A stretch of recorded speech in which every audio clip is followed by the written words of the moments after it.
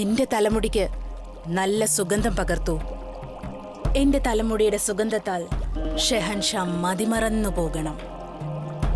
ഏയ് നോക്കൂ ബീഗം, അങ്ങുമുടി എത്ര സുഗന്ധമുള്ളതാക്കിയാലും ഷെഹൻഷായെ ഒന്ന് കാണാനെങ്കിലും കഴിഞ്ഞാൽ അത് നിങ്ങളുടെ ഭാഗ്യമാണെന്ന് കരുതിയാൽ മതി. നിങ്ങൾ പറയുന്നത് എനിക്ക് അദ്ദേഹത്തെ കാണാൻ പോലും സാധിക്കില്ലെന്നാണോ? ഇല്ല, ഇല്ലെന്നേ. പക്ഷെ ഒരു കാര്യം മറക്കരുത്, ഞാനും അദ്ദേഹത്തിന്റെ ബീഗമാണെന്ന്. നിങ്ങൾ ബീഗമാണെങ്കിൽ അവരതിലും മഹത്വമേറിയ ബീഗമാണ്. അവർ കണ്ണുകളിൽ മാത്രമല്ല, നേരെ അദ്ദേഹത്തിന്റെ ഹൃദയത്തിലാണ് കടന്നിരിക്കുന്നത്. എന്തു പ്രത്യേകതയാണ് ആ സ്ത്രീക്ക്? അങ്ങനെ എന്താണ് റുക്കിയയിലുള്ളത് എന്നിലില്ലാത്തതായി? അവളിലുള്ളത് നിങ്ങൾ ആരിലും ഇല്ലാത്ത ഒന്നാണ്, സൗന്ദര്യം. അവളായിരുന്നു ഭാര്യമാരിൽ ഏറ്റവും പ്രധാനപ്പെട്ടവൾ. ജലാലിന്റെ ഏറ്റവും പ്രിയപ്പെട്ടവൾ അവളായിരുന്നു. അവൾ അങ്ങനെ ഒരു പെൺകുട്ടിയായിരുന്നു, എപ്പോഴും ജലാലിനോടൊപ്പം നിൽക്കുന്ന. അവൾ ഒരിക്കലും ജലാലിനെ പരാജയം അഭിമുഖീകരിക്കാൻ അനുവദിച്ചിട്ടില്ല. അതുകൊണ്ട് അയാളുടെ ഹൃദയത്തിലായിരുന്നു അവളുടെ സ്ഥാനം. അവൾ ജലാലിന്റെ ബാല്യകാല സുഹൃത്തായിരുന്നു. 9-ാം വയസ്സിലാണ് അവളുടെ വിവാഹം നടന്നത്.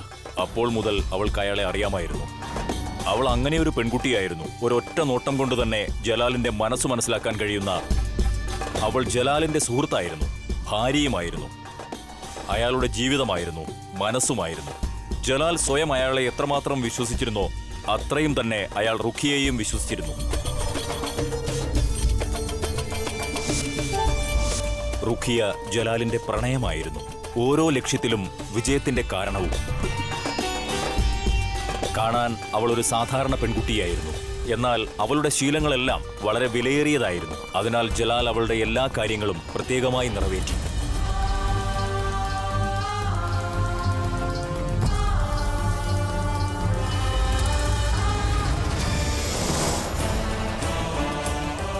മുഗളന്മാരുടെ ഷഹൻഷാ ജലാലുദ്ദീൻ മുഹമ്മദ്.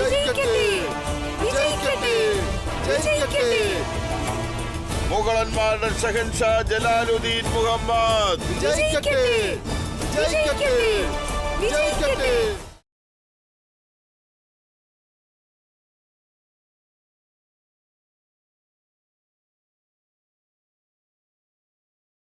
ബീഗം റുഖിയ ഷെഹൻഷായുടെ വരവ് അറിയിച്ചു കൊള്ളുന്നു. ഷെഹൻഷാ ഇപ്പോൾ കവാടം കടന്നിരിക്കുകയാണ്.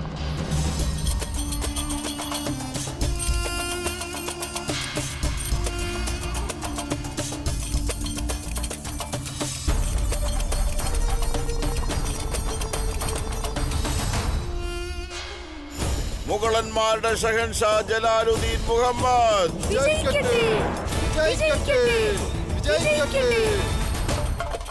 ബീഗം റുഖിയ, അവിടുത്തെ കാത്തിരിപ്പ് അവസാനിക്കുകയാണ്. ഷെഹൻഷാ തൊട്ടടുത്തെത്തിയിരിക്കുകയാണ്.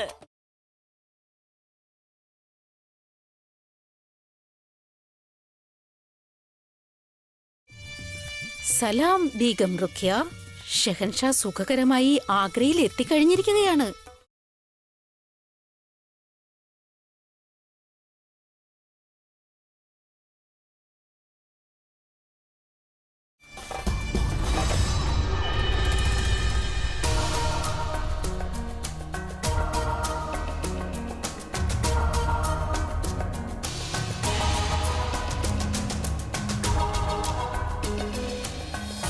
ഷെഹൻഷാ എപ്പോ വേണമെങ്കിലും ഇവിടേക്ക് വരാം.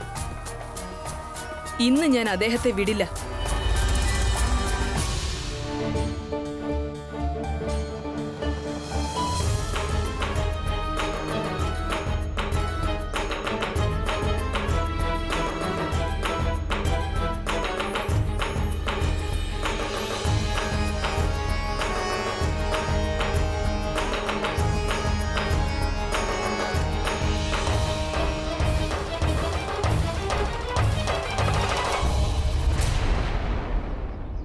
അഹങ്കാരത്തിനൊരു പരിധിയുണ്ട് നാദിമ. നീ മനഃപൂർവ്വം എന്നെ ഉപദ്രവിക്കുകയായിരുന്നു. ഞാനെന്തിനാ നിന്നെ ഉപദ്രവിക്കുന്നത്? എനിക്ക് സാധിക്കുമായിരുന്നെങ്കിൽ കണ്ണുകൾ കൊണ്ട് പോലും നിന്നെ സ്പർശിക്കില്ലായിരുന്നു. നീ വിചാരിച്ചാലും അത് നടക്കില്ല നാദിമ. ദേ കണ്ടില്ലേ, വിജയ ശ്രീലാളിതനായി ഷെഹൻഷാ മുമ്പിലെത്തി. എന്നാൽ ഈ സ്ത്രീകൾ ഇവിടെ പരസ്പരം മല്ലടിച്ചുകൊണ്ടിരിക്കുന്നു.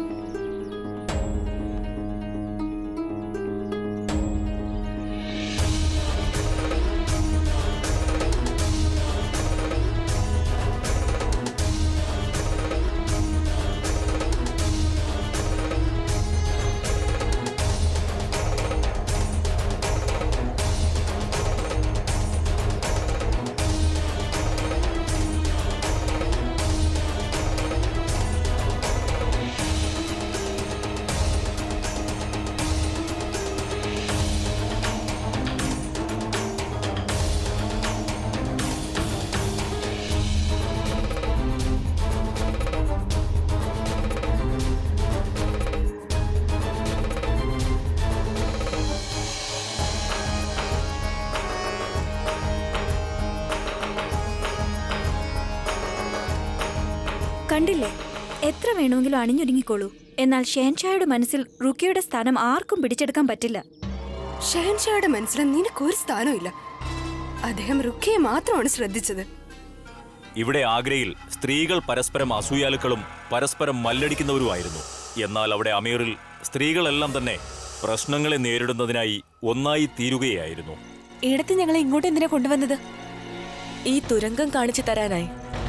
കാരണം അഥവാ യുദ്ധത്തിൽ നമ്മൾ പരാജയപ്പെട്ടാൽ ആ മുഗളന്മാരിൽ നിന്നും രക്ഷപ്പെടാൻ നമുക്കാകെ ഈ വഴി മാത്രമേ ഉള്ളൂ. ഈ വഴി നമ്മെ അമീറിന് പുറത്തേക്കാണ് എത്തിക്കുന്നത്. പിന്നെ എന്താ? പിന്നെ നമ്മുടെ മുമ്പിൽ 2 വഴികളെ ഉണ്ടാകൂ. ഒന്ന് എന്റെ രാജാവും മറ്റൊന്ന് ജോക്കട്ടും. ഇല്ല, അവിടുന്ന് ഇങ്ങനെയൊന്നും ചിന്തിക്കേണ്ട ആവശ്യമേ ഇല്ല.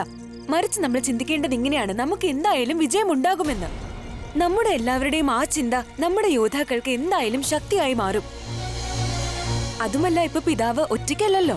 അദ്ദേഹത്തെ സഹായിക്കാനായി ഭാൻപൂരം ഇപ്പോൾ നമ്മോടൊപ്പമുണ്ട്. അയ്യോ, ഏട്ടത്തിക്ക് എന്ത് പറ്റി? ഏട്ടത്തി ഗർഭിണിയാണ് ജോധ. സത്യമാണോ? നാം ഇപ്പോൾ തന്നെ പോയി ജേഷനോട് പറയട്ടെ. അദ്ദേഹത്തിന് ഒരുപാട് സന്തോഷമാകും. വേണ്ട വേണ്ട ജോധ. എന്തുകൊണ്ട് വേണ്ടെന്നാ പറയുന്നേ? ഇത് അമീറിന് ഒരുപാട് സന്തോഷമുള്ള കാര്യമാ. രാജാവ് ഭാർമലിന് ഇപ്പോൾ പേരെക്കുട്ടി ജനിക്കാൻ പോകുന്നു. മാതാശ്രീക്കും പിതാശ്രീക്കും എന്തുമാത്രം സന്തോഷമാകും. നാം ഇപ്പൊ തന്നെ പോയി എല്ലാവരോടും പറയട്ടെ. ജോധ വേണ്ട, ഇപ്പൊ വേണ്ട. എന്തു പറ്റി? ഏട്ടത്തെ എന്തിനാ ഇത്രയും സന്തോഷമുള്ള കാര്യം മറച്ചു വെക്കാൻ ശ്രമിക്കുന്നത്? എന്താ ജ്യേഷ്ഠൻ ഈ കാര്യത്തെക്കുറിച്ച് അറിയില്ലെന്നുണ്ടോ? ശരിയായ സമയം വരുമ്പോ അദ്ദേഹത്തിനോട് പറയാം. പിന്നെ എന്തുകൊണ്ട് ഇപ്പോൾ പറഞ്ഞുകൂടാ? കാരണം ഈ സമയം എല്ലായിടത്തും യുദ്ധഭീതി ഭരണകൊണ്ടിരിക്കുകയാണ്. ഈ സമയത്ത് ഞാൻ ഗർഭിണിയാണെന്ന് കൂടി അദ്ദേഹം അറിഞ്ഞാൽ വല്ലാതെ പരിഭ്രാന്തനാകും. ഈ അവസരത്തിൽ നമ്മൾ ചില കാര്യങ്ങൾ ത്യജിക്കാൻ തയ്യാറായി കൂടിയിരിക്കേണ്ടതാണ്.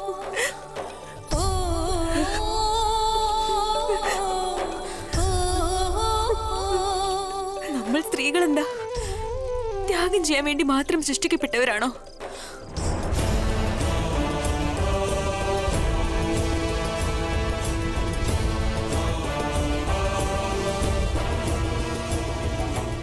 അത് കണ്ടില്ലേ അമിത ബീഗം?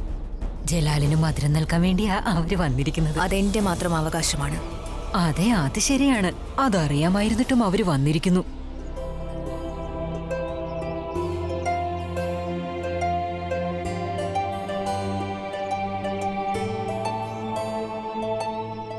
അസ്സലാമലൈക്കും. സന്തോഷമായി. ആഗ്രയിലേക്ക് വീണ്ടും സ്വാഗതം ജലാൽ. ഇത് നമുക്ക് വളരെ സന്തോഷമുണ്ടാക്കുന്ന നിമിഷമാണ്. ഇതാ മധുരം കഴിച്ചാലും. ഒരു നിമിഷം നിൽക്കൂ.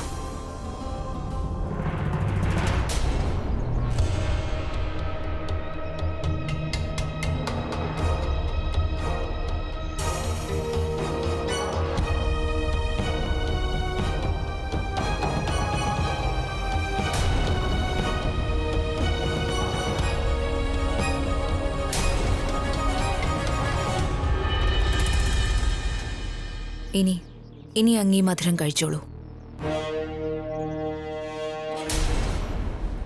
അവിടുന്ന് എങ്ങനെയാണ് മല്ലിക യാസിമിനെ തടയുക മഹാമംഗ? അവിടുന്ന് മല്ലിക യാസിമിന്റെ സത്യസന്ധതയെ സംശയിച്ചോ? ബുദ്ധിമുട്ടിച്ചതിൽ ക്ഷമിക്കണം മല്ലിക യാസിം. ഞാൻ നിങ്ങളുടെ ഉദ്ദേശത്തെ സംശയിക്കുന്നില്ല. ഞാൻ എന്റെ കടമ മാത്രമാണ് ചെയ്യുന്നത്. ഷെഹൻഷായുടെ ആരോഗ്യം എന്റെ ഉത്തരവാദിത്തമാണ്. അവിടുന്ന് എന്താണ് പറയാൻ ഉദ്ദേശിക്കുന്നത്? സ്വന്തം അമ്മ ജലാലിനെ... ഞാൻ പറഞ്ഞു, ഞാൻ ആരിലും കുറ്റം ചുമത്താൻ പോകുന്നില്ലെന്ന്. ഞാൻ എന്റെ സംശയം അകറ്റുക മാത്രമാണ് ചെയ്യുന്നത്. ഒരു പക്ഷെ അതിൽ വിഷമുണ്ടായിരുന്നെങ്കിലോ? എങ്കിൽ എന്ത് സംഭവിക്കാനാണ്? എന്റെ പ്രാണൻ എന്റെ ഷെഹൻഷായ്ക്ക് വേണ്ടി ബലി കൊടുക്കപ്പെടുമായിരിക്കും. അവിടുന്ന് എന്നെക്കുറിച്ച് ചിന്തിക്കുന്ന അത്രയും ഞാൻ പോലും എന്നെ ശ്രദ്ധിക്കാറില്ല.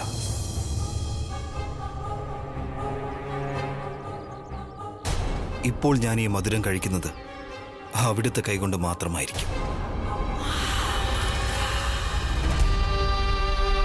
അതെ, അതെന്തിനാ?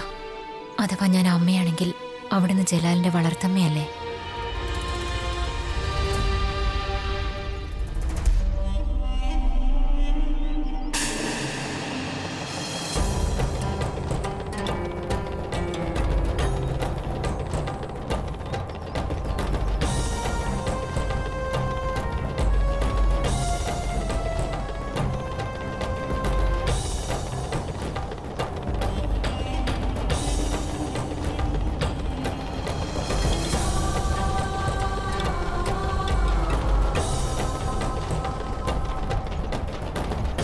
ഈ സ്ത്രീയെ നമ്മൾ വളരെയധികം സൂക്ഷിക്കേണ്ടിയിരിക്കുന്നു. അങ്ങ് എന്തുകൊണ്ടാണ് അങ്ങനെ പറയുന്നത്? എന്തും ചെയ്യാൻ മടിയില്ലാത്തവളാണ് ആ സ്ത്രീ.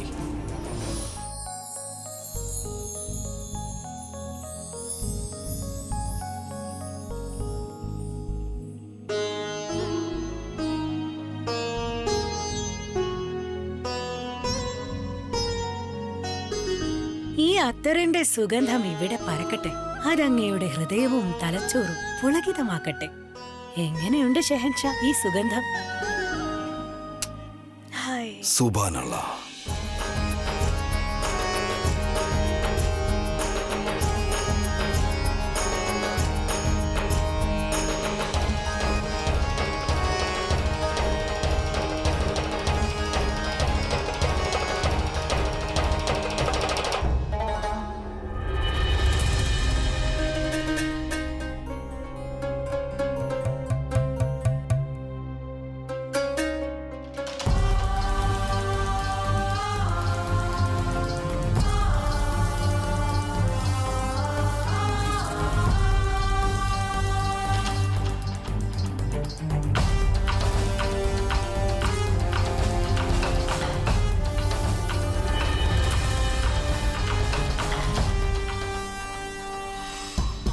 റുക്കിയുടെ മനസ്സിലേക്കും ഈ കൊട്ടാരത്തിന്റെ അന്തപുരത്തിലേക്കും അങ്ങേക്ക് എന്റെ സ്വാഗതം ഷെഹൻഷാ. ഇതൊക്കെ എന്താണ് റുക്കയ്യ? കേളി, അങ്ങ് പാതി വഴിയിൽ ഉപേക്ഷിച്ചു പോയത്.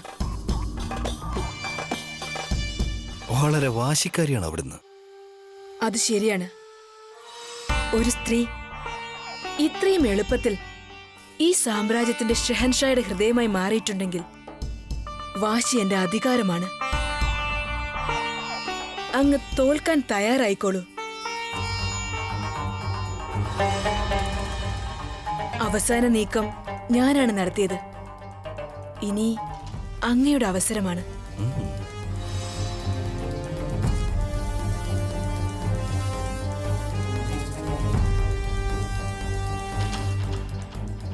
ഈ നീക്കം ശരിയല്ലെന്ന് മാത്രമല്ല, അബദ്ധമായി പോയി ഷെഹൻഷാ.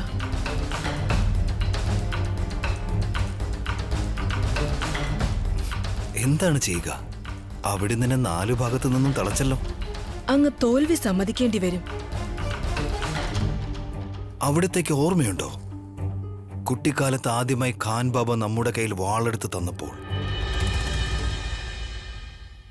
നമ്മോട് എന്താണ് ചോദിച്ചത്? ഏറ്റവും ആദ്യം ആരെയാണ് കൊല്ലുന്നതെന്ന്. നാം പറഞ്ഞു നമ്മുടെ പരാജയത്തെ എന്ന്. കാരണം എങ്കിലേ നമുക്ക് വിജയിക്കാൻ സാധിക്കൂ. കാരണം നമുക്ക് പരാജയം തീരെ ഇഷ്ടമല്ല. എനിക്ക് വിജയം ഇഷ്ടമാണ്. അതുകൊണ്ടാണ് ഞാൻ അങ്ങയുടെ മനസ്സ് കീഴടക്കി സ്വന്തമാക്കിയത്.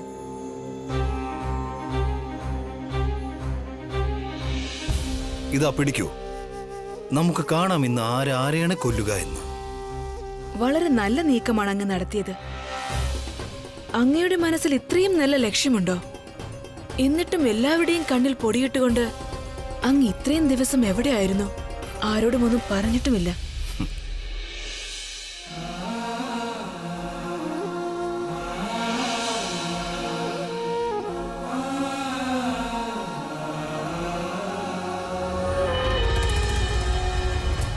അങ്ങെന്താ ഒന്നും മിണ്ടാത്തത്? എന്തെങ്കിലും ആസൂത്രണം ചെയ്യുകയാണോ? അല്ലെങ്കിൽ കള്ളത്തരം കണ്ടുപിടിച്ചതുകൊണ്ട്? അതുകൊണ്ടാണോ മിണ്ടാത്തത്? നിന്നോട് എന്ത് വിളിക്കാനാണ്? കാരണം നീ ഒരു ബീഗം എന്നതിലുപരി നല്ലൊരു സുഹൃത്തും കൂടിയാണ്.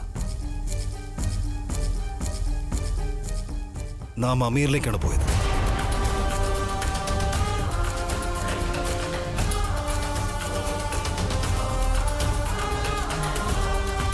അമീറിലോ? എന്തിന്?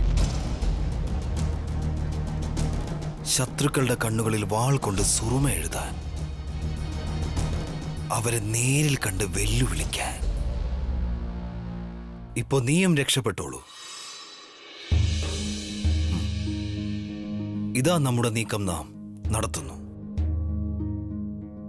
ഇപ്പോൾ അങ്ങയ്ക്ക് തെറ്റുപറ്റിയിരിക്കുകയാണ്. ഇവിടെ എന്റെ നീക്കം നടത്തുന്നു.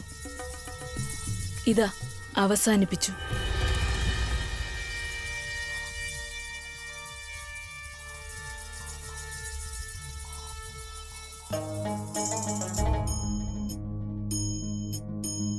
അവിടത്തേക്ക് വിജയാശംസകൾ.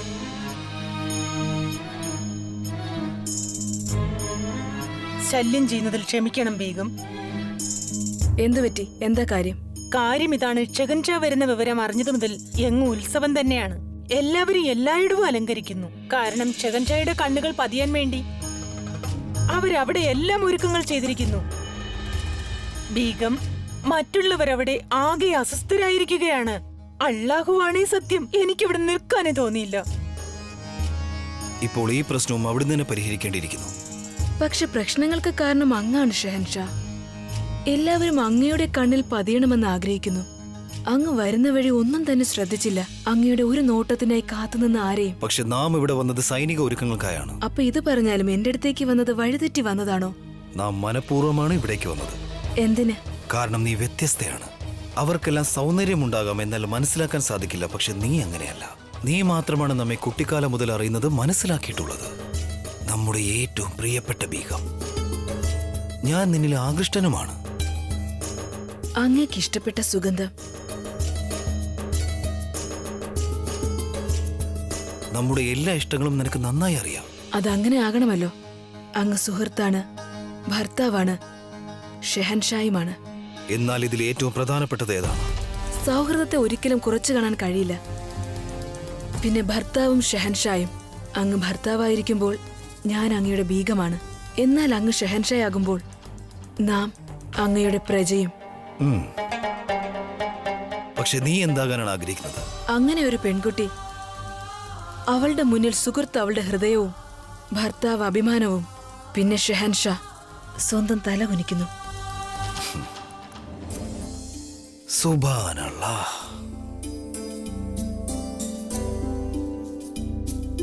ബീഗം റുക്കിയ,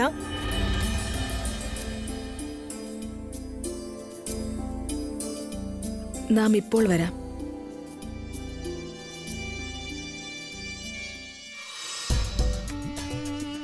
പിന്നെ അമീറിനെ കുറിച്ചുള്ള ബാക്കി കാര്യങ്ങൾ നമുക്ക് രാത്രിയിൽ സംസാരിക്കാം.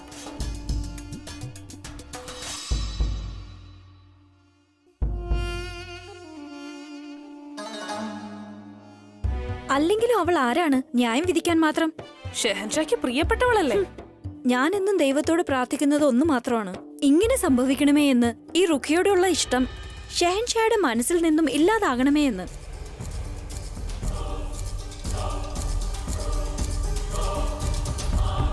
മനസ്സ്. ഷെഹൻഷായുടെ ഹൃദയത്തിൽ മനസ്സൊന്നൊന്നില്ല. പിന്നെ തലച്ചോറിൽ നാം നിറഞ്ഞിരിക്കുന്നു.